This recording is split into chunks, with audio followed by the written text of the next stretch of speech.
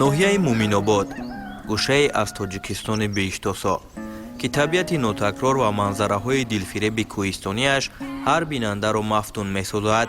ин сарзамини зебо на танҳо бо ҳавои мусаффо ва табиати рангорангаш, балки бо имкониятҳои фарохи рушди иқтисодӣ ва сайёҳӣ низ мавқеи хоси худро касб намудааст.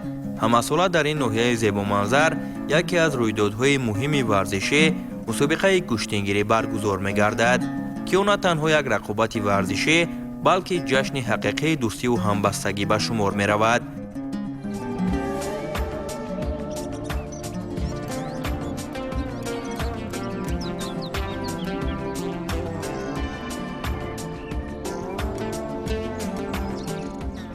инҷо майдони гӯштингирии ноҳияи Муминобод аст, ки ҳамасола дар арафаи ҷашни Наврӯз баргузор мешавад. имсол ҳам дар деҳаи ҳанатароши ин ноҳия мухлисону паҳлавонон аз гӯшаву канори мамлакат ва инчунин паҳлавонон аз ҷумҳурии Ӯзбекистон ва Федератсияи Русия дар ин майдони зебои гӯштингирӣ ҷамъ омаданд. ҳама кӯшиш мекунанд ки ҳунарнамоии шоистаро дар майдони имрӯза нишон диҳанд ва соҳиби тӯҳфаҳову инъомҳои арзишманди ин майдони гӯштингирӣ шаванд. мо низ пайгири рақобатҳо мешавем ва аз майдони зебои гӯштингирӣ, тантанаи ин варзиши аҷдодӣ аз ноҳияи Муминобод шуморо бохабар мекунем. моро ҳамсафар бошед, пушаймон нахоҳед гашт. дар ин рӯзҳо Муминобод ба як маркази ҷамъоварии паҳлавонони номдор ва мухлисони содиқи ин варзиши миллӣ табдил меёбад. аз гӯшаҳои гуногуни кишвар ва ҳатто берун аз он паҳлавонон ба ин ҷо меоянд, то нерӯ, маҳорат ва иродаи худро дар майдон нишон диҳанд. хушбахтона ки имрӯз мо дар ин маъракаи бузург ширкат дорем ва гуфтанӣ ҳастам ки Муминобод сарзамини паҳлавонпарвар аст, чунки аз солҳои гузашта то имрӯз фарзандони вафодори ин сарзамин на танҳо миллатро, балки сарзамини худро дар арсаи байналмилалӣ нишон доданд. мо ҳеҷ вақт фаромӯш намекунем қуввозмоии Шеравлиё Мирзаавлиёевро, баъдан Нурулло Лоихов ки дар чандин мусобиқаҳои байналмилалӣ ширкат варзида ватани хешро, миллати хешро муаррифӣ намуд ва мо ҳеҷ вақт фаромӯш намекунем. ва баъдан ҷавононе пайдо шуданд дар инҷо ки Халилов Зафар, Халилов Ҷамшед ва чанди дигарон, оятоллои Қамар ки имрӯз миллатро то имрӯз маърифӣ карданд, Маҷидуфо, Ҷаҳонгир ва Хуршед ки то имрӯз миллатро маърифӣ мекунанд, ҳеҷ вақт фаромӯш намекунем. имсол низ дар фазои идонаи ҷашни Наврӯз ва таҷлили 35-умин солгарди истиқлоли давлатии ҷумҳурии Тоҷикистон бо ташаббуси мақомоти иҷроияи ҳокимияти давлатии ноҳияи Муминобод дар ҳамкорӣ бо соҳибкорони маҳаллӣ дар деҳаи ҳанатарош мусобиқаи бошукӯҳи гӯштингирӣ доир гардид. ин чорабинии варзишӣ бо иштироки васеъи паҳлавонон ва ҳузури сершумори мухлисон баргузор шуда ба як рӯйдоди фаромӯшнопазир табдил ёфт.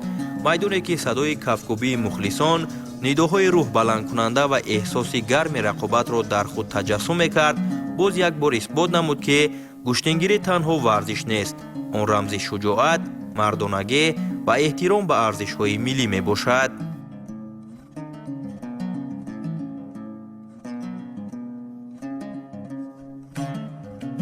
мо соҳибкорони ноҳияи Муминобод тасмим гирифтем ки ба ҷашни 35-солагии истиқлолият ва Наврӯзи байналмилалӣ ки дар тамоми Тоҷикистон қайд карда мешавад ҳар сол, як майдони гӯштингирӣ ташкил намудем. меҳмонон аз ҷумҳурии Ӯзбекистон, аз Федератсияи Россия ва ҷумҳурии Тоҷикистон паҳлавонҳои беҳтарин иштирок намуданд. барои қадрдонии паҳлавонон ҷоизаҳо ташкил намудем. умед мебандем ки як майдони хуби гӯштингирӣ мешавад. ба ҳамаи паҳлавонон ва меҳмоное ки аз тамоми ҷумҳурии Тоҷикистон ташриф оварданд хушомадед мегӯем. ман худам ки дар ҳамин сарзамин мактаб-интернатро тамом кардам ва то вақте ки баромад мекардам, аз худи ҳазамин ба номи ҳамин майдон, ба хотири ҳамин майдон баромад мекардам. ва имрӯз ки мо дар як чорабинӣ хеле ва хеле қарор дорем, бовар кунед ин бори аввал нест, чандин сол аст ки бо ташаббуси ҷавонмардони ин сарзамин тавонистанд ки аз тамоми гӯшаву канори ҷумҳурии Тоҷикистон پهلوانی بهترین را جمع آورم و از نگاه و نشست چنین مخلصان معلوم می شود که امروز هر یکی آنها با یک دلی نیت نیک و با یک تماشای خیلی ذوق‌ها به اینجا آمدند. از نام خودم و از نام شاگردانی که امروز در اینجا برآمد میکنند، تشکیل کنندگان این چهاربینی را از صمیم دل تبریک میگویم و بگذار که این سرزمین مکانی چهاربین های ورزشی و این چنین پهلوانانی که ملت دولت را معرفی میکنند پیدا گردد.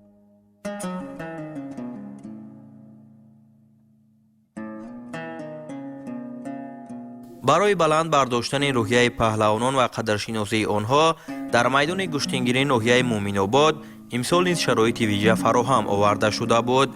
تشکیل کنندگان به خاطر احترام به زحمت ورزشکاران و برای غالیبان تحفه‌های ارزشمند را پیش بینی نمودند. از جمله 2 عدد شاهجایزه автомашинаҳои сабукрав ҳамчун рамзи қадрдонӣ ва дастгирии паҳлавонони беҳтарин таъсис дода шуда ба майдони имрӯза ҷилои дигар бахшид. инчунин тӯҳфаҳои калони пулӣ барои паҳлавонони арзанда ва рақобатҳои ҷолиб муқаррар гардида буданд ки ҳар як паҳлавонро ба муборизаи ҷиддӣ ва нишон додани беҳтарин маҳорати худ водор месохт. маҳз чунин таваҷҷӯҳ ва дастгирӣ аст ки гӯштингириро боз ҳам рушд дода ҷавононро ба сӯи варзиш ҳидоят менамояд.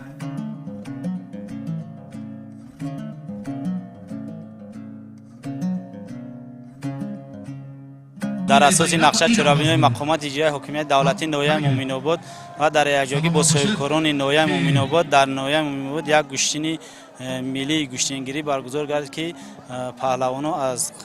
پهلوانا امروز از کشور ازبکستان، روسیه و تاجیکستان قازمایی دارد. در این چرابینی‌ها برای پهلوانا تحفه‌های ارزنده از автомашин و تحفه‌های پولی مالی تقدیم کرده می شود. امروز ما می‌خواهیم در ناحیه مومن‌آباد یک میدان گشتنی خوب شود. امروز سخن عاجزی میکشد برای تعریف توصیف چنین تحفه‌های امروزه که برای پهلوان تاجیکستان میمانند در چهاربین‌ها. حتی ببینید که از گپ درباره اون نیست، لیکن از خود مسکو، از قزاقستان، از ازبکستان همچون برای نمایش دادن قوه جسمانی خودم باشند، لیکن بسیارتر برای انمی تحفه‌های قیمت بها میآید. یک چیز رو فراموش نمیکنیم که میهمان فخری که از روسیه میآیند، من پارسال ماشین تحفه کردن. این به خاطر دوست داشتن صنعت گوشتنی ملی است که به خاطر همین پهلوانان دیگر دولت را، یعنی که دیدید که در همین میدان صدها بار معرفی میکنن و صدها بار به زبان روسی میگویند که خوش آمدید، یعنی که ما همه وقت پهلوان پرور بودیم و پهلوان را دوست میداریم و با زور آدم زور تن میدیم.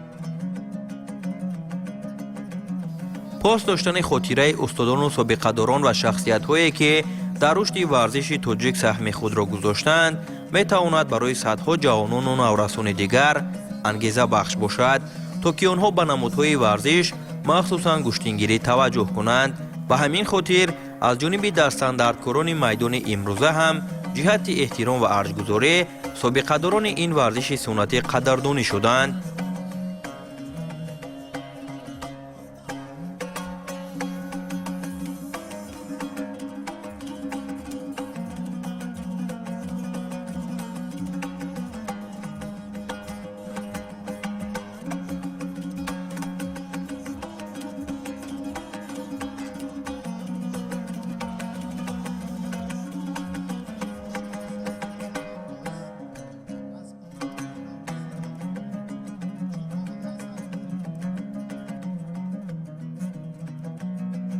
چون ادامه دهنده راه پرافتخار بزرگان و حفظ کننده عنعنه‌های دیرینه ملی، مسابقه در میدان گشتنگیری ناحیه مومن‌آباد از سبقت‌های کودکان و نورسان آغاز گردید. این آغازی رمزی بود، آغازی راهی که از آرزو و امید نسل نورس سرچشمه میگیرد و به قله‌های بلند ورزش میپیوندد. در این میدان نورسان با شوق و ذوق بی اندازه و اراده قوی قدم میگذاشتند. هر یک تلاش میکرد تا هنر خود را نشان دهد و اثبات سازد که در آینده میتواند نام خود را در ردیف پهلوان‌های شناخته جای دهد. در ناحیه مومین‌آباد مسابقه گوشتینگیری برگزار گشته ایستاده است که من در آنجا میزبان مسابقه به حساب میروم. من در اینجا 4 رقیب خود را مغلوب نموده دست بالا گشتم و در اینجا رقابت‌ها را باز هم ادامه می‌دهم. سراول مینداری خود را به پیشوای معظم ملت و رئیس شهر دوشنبه محترم رستم امالی و این جانب با رئیس فدراسیون گوشتینگیری تاجیکستان بگجان زاده لایق بگجان می‌رسانم که در چنین مسابقه‌های گوشتین ملی گوشتینگیری رقابت نموده صاحبی غالبیت‌ها گردیم و با مسابقه‌های بین‌المللی بیرون از جمهوری تاجیکستان راه یافته در آن جای‌ها رقابت نموده غالب گردیم.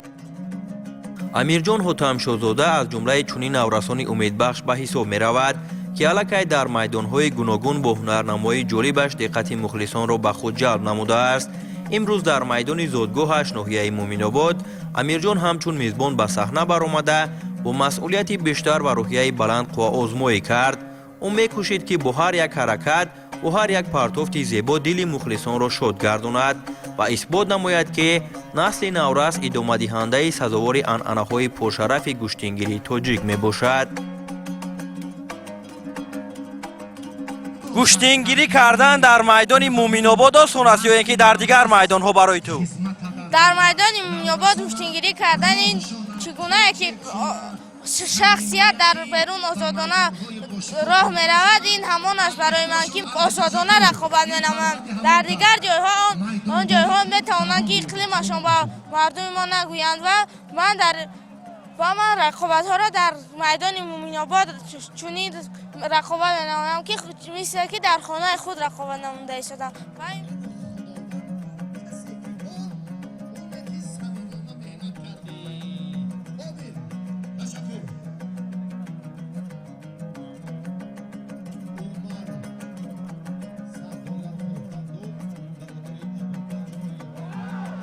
همین طور آهسته آهسته فضای میدان رنگی دیگر گرفت. پس از هنرنمایی نورسان نوبت به پهلوانان شناخته رسید.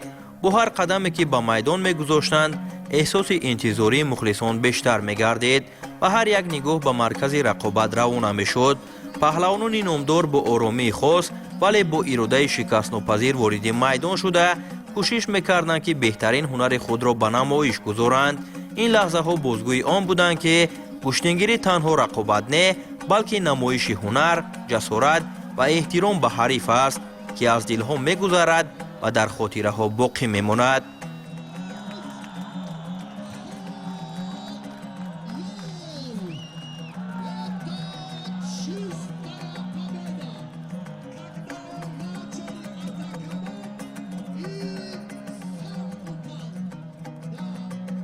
گوشتین ملی من زیاده از 30 سال در این میدانداری کردم. امروز عرصه بین المللی موقع خود را مستحکم کرد و باوری دارم که انمی گوشتین ته کرسی همه گوشتین هایی که مثلا زودا گوشتینگیری کورش و عموما سامبو هستند ته کرسی همین است. باور که نفرانی که این میدان در این میدان قوازمایی میکنن یکم ترس، دودلگی، ناباوری، باوری به خود داشتن را پیدا میکند و ترس را از خود دور میکند. کدامی که در میدان امروزه در میدان همچون گوشتینگیری ملی شناخته میشود آنها هم در نمود سامبو و زودا و گوشتینی کورش بهترین گوشتینگیرو هستند. تمنا میکنم که در آسیای میانه مرکزی پهلوان پرور خود تاجیکستان باشد.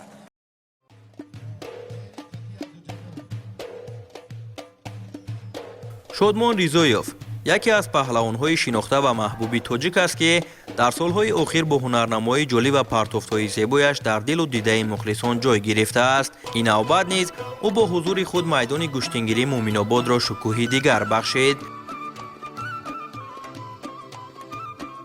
به خاطر قدردانی از مهارت بلند این چهره در نامش از نام صاحبکاران 50,000 سومانی همچون تحفه ارزشمند تأسیس داده شد. این اقدام خود نشانه اعتماد و احترام مردم به پهلوان دوست داشته‌شان بود. برای قوازمایی با او پهلوان فدراسیون روسیه ابراهیم کیتیوف به میدان آمد. از لحظه های اول احساس می شد که رقابت خیلی جدی و پرشدت خواهد بود. قوازمایی آنها واقعا هم جالب و دیدنی صورت گرفت. ҳар ду паҳлавон бо эҳтиёткорӣ ва ҳамзамон бо ҷасорат амал намуда кӯшиш мекарданд ки бартариро ба даст гиранд. ин рақобати пуршиддат ки бисёриҳо интизори пирӯзии паҳлавони тоҷик буданд дар ниҳоят ба суди паҳлавони меҳмон Ибрагим Китиев анҷом ёфт.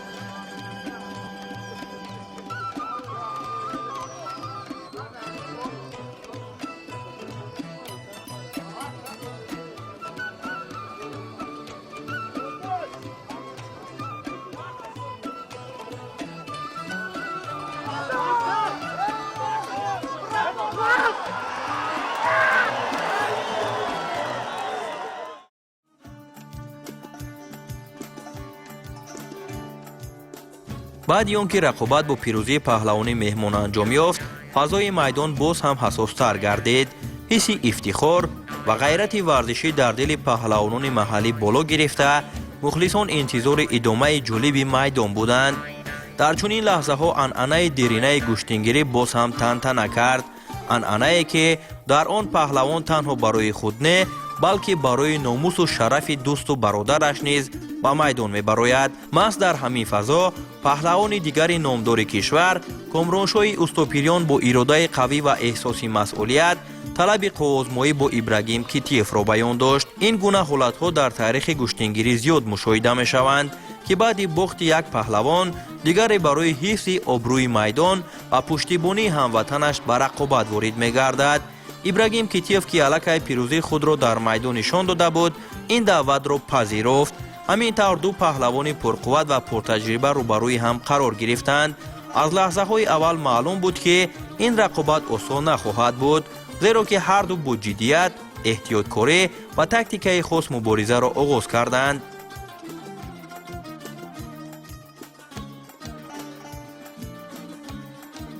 қуввозмоӣ бисёр ҳам пуршиддат ва диданӣ сурат гирифт.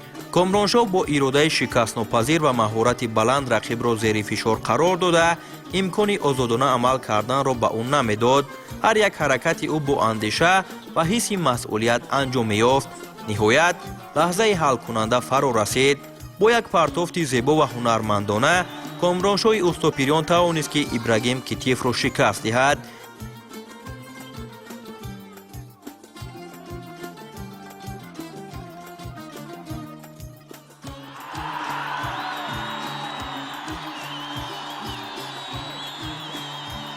ин пирӯзӣ на танҳо як ғалабаи варзишӣ, балки рамзи вафо, ҳамдигарфаҳмӣ ва пуштибонии ҳақиқии паҳлавонон нисбат ба якдигар буд. бо ин натиҷа Комроншоҳ тавонист қасди нокомии Шодмон Ризоевро ҷуброн намояд ва бори дигар исбот кунад ки рӯҳи паҳлавонӣ, рӯҳи иттиҳод, ҷасорат ва номуси миллӣ аст ки ҳеҷ гоҳ шикаст намехӯрад.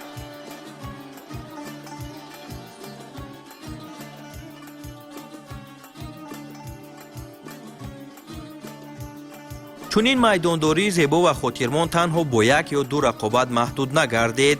дар идомаи мусобиқа як қатор паҳлавонони шинохта ва боистеъдод ба майдон баромада, бо ҳунари воло ва маҳорати хоси худ ба ин ҷашни варзишӣ рангу рӯҳи тоза бахшиданд.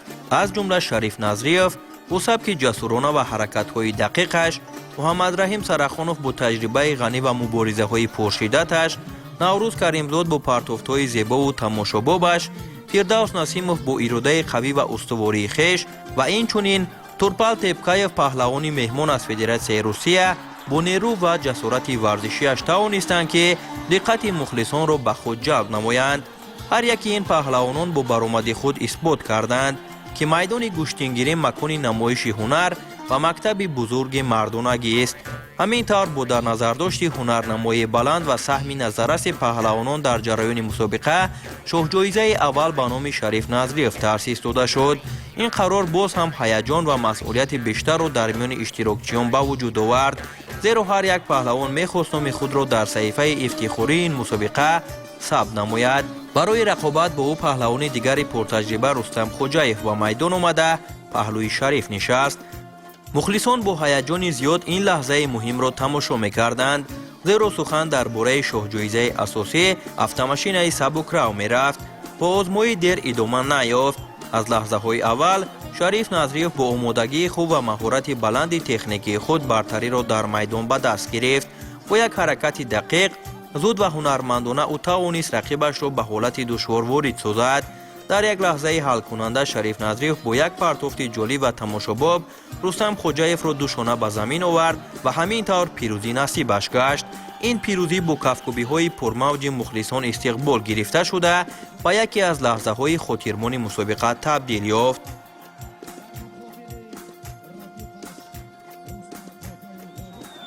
имрӯз санаи 25 апрел дар ноҳияи Муминобод гӯштини суннатӣ аз нави гӯштингирӣ шуда гузашт ки хушбахтона ман имрӯз тавонистам ба ду рақиби худ дастболо гардам. рақиби аввали ман аз Чеченистони Федератсияи Россия буд ки ба ӯ ғалаба намудам ва маро барои шоҳҷоиза лоиқ донистанд ва дар рақиби дуюми ман Рустам Хоҷаев буд ки аз ҷумҳурии Тоҷикистон тавонистам ӯро мағлуб намоям ва соҳиби шоҳҷоиза автомашинаи Мерседес гардам. имсол панҷум шоҳҷоизаи ман мебошад ки аз гӯштинҳои суннатӣ ба даст меорам. миннатдории худро ба ҳамаи мухлисонам чӣ дар дохили кишвар чӣ дар хориҷи кишвар мерасонам ки маҳз дастгирии онҳо аст ки мо баромади хуб нишон медиҳем. пас аз анҷоми рақобати аввал ва муайян шудани соҳиби шоҳҷоизаи нахустин, ҳаяҷони майдон боз ҳам боло гирифт. мухлисон бо шавқу завқи зиёд интизори идомаи ин рақобатҳои сатҳи баланд буданд, зеро навбат ба шоҳҷоизаи дуюм мерасид. бо дар назардошти ҳунарнамоии ҷолиб ва устувории варзишии иштирокчиён, шоҳҷоизаи дуюм ба номи Муҳаммадраҳим Сарахонов ба як паҳлавони мардумӣ бо номи Ёқубҷон аз ноҳияи Муминобод гузошта шуд. ин интихоб боз ҳам рақобатро ҷиддитар ва масъулиятро бештар гардонд, зеро ҳар ду паҳлавон дар ҷараёни мусобиқа маҳорати баланд нишон дода буданд. поозмоӣ бо талошҳои дуҷониба ва рӯҳияи баланди варзишӣ оғоз ёфт. аз лаҳзаҳои аввал маълум буд ки ҳар ду паҳлавон барои пирӯзӣ тамоми нерӯ ва таҷрибаи худро истифода мебаранд. майдон ба саҳнаи воқеии муборизаи ирода ва ҳунар табдил ёфта, ҳар як ҳаракат бо диққати зиёд аз ҷониби мухлисон пайгирӣ мешуд. Муҳаммадраҳим Сарахонов дар ин рақобат бо оромӣ, таҷриба ва маҳорати техникӣ бартарии худро нишон дод. ӯ бо ҳаракатҳои дақиқ ва интихоби дурусти лаҳзаҳо тавонист рақобатро ба самти худ гардонад. дар лаҳзаи ҳалкунанда бошад, бо як амал ва партофти ҳунармандона рақибро зери фишор қарор дода, бартарии худро ба пуррагӣ собит намуд. натиҷа чунин анҷом ёфт ки Муҳаммадраҳим Сарахонов ғолибият ба даст оварда, соҳиби шоҳҷоизаи дуюм автомашинаи сабукрави Toyota Camry гардид.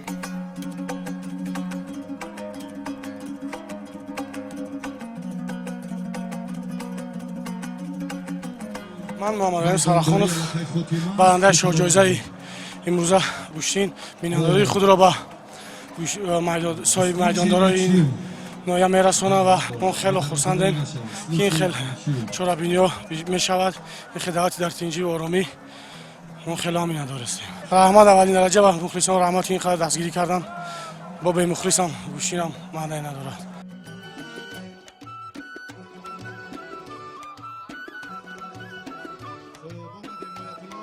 дар майдони имрӯза ҳунарнамоии ду паҳлавони пуртаҷриба Фирдавс Насимов аз ҷумҳурии Тоҷикистон ва Турпал Тепкаев аз Федератсияи Русия аз назар дур намонд. ин ду чеҳраи шинохта бо баромади худ боз ҳам ҳаяҷон ва сатҳи мусобиқаро боло бурда, диққати мухлисонро ба худ ҷалб намуданд. бо дар назардошти маҳорати баланд, таҷрибаи ғанӣ ва рақобати ҷолиби ин ду паҳлавон, аз ҷониби соҳибкорон дар номи онҳо як суперҷоми арзишманд бо маблағи 100 000 сомонӣ таъсис дода шуд.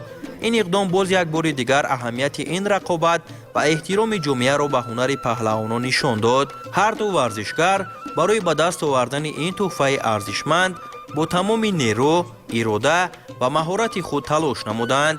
дар ҷараёни қувозмоӣ лаҳзаҳои ҷолиб, муборизаҳои шадид ва ҳаракатҳои техникии баланд ба миён омаданд, ки мухлисонро дар як ҳолати ҳаяҷони доимӣ нигоҳ медошт. бо вуҷуди кӯшишҳои зиёд ва муборизаи пуршиддат аз ҳарду ҷониб, дар ин рақобат ғолиби ниҳоӣ муайян нашуд. ҳар ду паҳлавон бо эҳтиром ва баробарӣ майдонро тарк намуданд, ки ин худ нишонаи сатҳи баланди варзиш ва гӯштингирӣ мебошад.